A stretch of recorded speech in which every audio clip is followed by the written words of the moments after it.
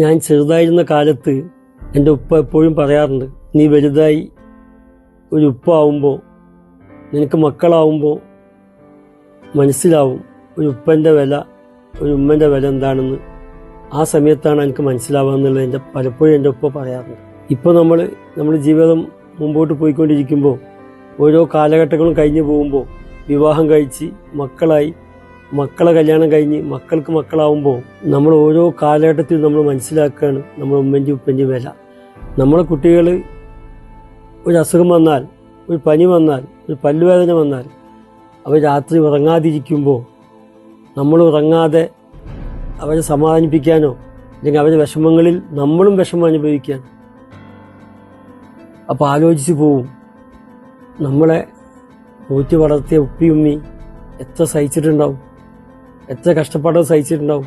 പലപ്പോഴും നമ്മുടെ ഉമ്മൊന്നും നമുക്കൊരു ചെറിയ അസുഖം വന്നാൽ പോലും ഉമ്മക്ക് ഉറക്കം കിട്ടാറില്ല.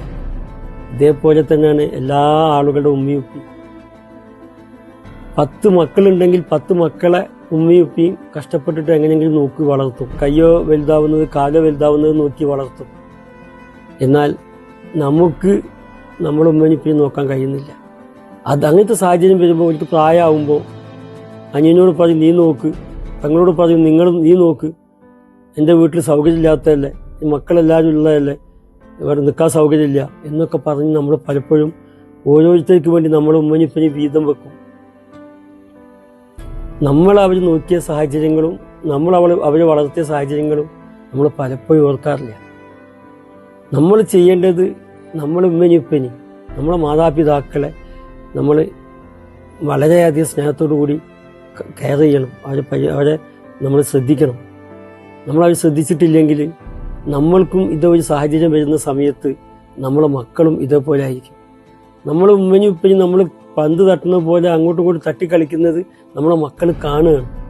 അങ്ങനെ വരുമ്പോൾ അവരും നമുക്ക് പ്രായമാകുന്ന സമയത്ത് ഇതേപോലെ അവരും ഇതേ രീതിയിലായിരിക്കും അവരും പ്രവർത്തിക്കുക. സന്തോഷത്തോടു കൂടി കുടുംബത്തോടു കൂടി നമ്മൾ സന്തോഷിച്ചിരിക്കുമ്പോൾ അതേപോലെ തന്നെ നമ്മുടെ ഉമ്മനും ഉപ്പനും നമ്മളെ കൂടെ ഉണ്ടാവണം.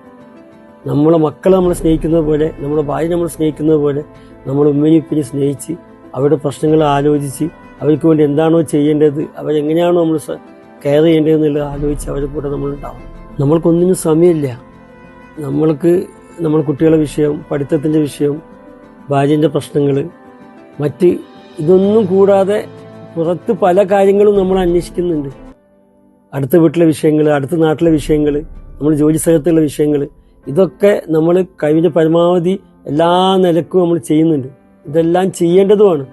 പക്ഷെ അതിനേക്കാളൊക്കെ മുൻപേ പ്രായമായിട്ടുള്ള നമ്മുടെ ഉമ്മനും ഉപ്പനും അവർക്കുണ്ടാകുന്ന പ്രശ്നങ്ങൾ എന്താണോ എല്ലാ ദിവസവും അവരെ അടുത്ത് പോയി എന്താണ് ഉമ്മ നിങ്ങളുടെ വിഷയം, എന്താണ് നിങ്ങൾക്ക് പ്രശ്നങ്ങൾ, എവിടെയാണ് വേദന ആവുന്നത്, ഉപ്പനോട് ചോദിക്കും ഉപ്പക്ക് എന്താ ക്ഷീണം പോലെ, എന്താണ് ഉപ്പക്ക് ചെയ്യേണ്ടത് എന്നുള്ളത് ചോദിച്ചുകൊണ്ട് അവരെ ശ്രദ്ധിക്കുന്നുണ്ട് എന്നുള്ളൊരവസ്ഥയിലേക്ക് നമ്മൾ മാറിയിട്ടില്ലെങ്കിൽ തീർച്ചയായിട്ടും ഇന്നല്ലെങ്കിൽ നാളെ ഇതേപോലൊരു സാഹചര്യം നമുക്ക് ഉണ്ടാവുമ്പോൾ നമ്മൾ മക്കൾ ഇതേപോലെ നമ്മൾ ശ്രദ്ധിക്കാത്തൊരു സാഹചര്യം വരും.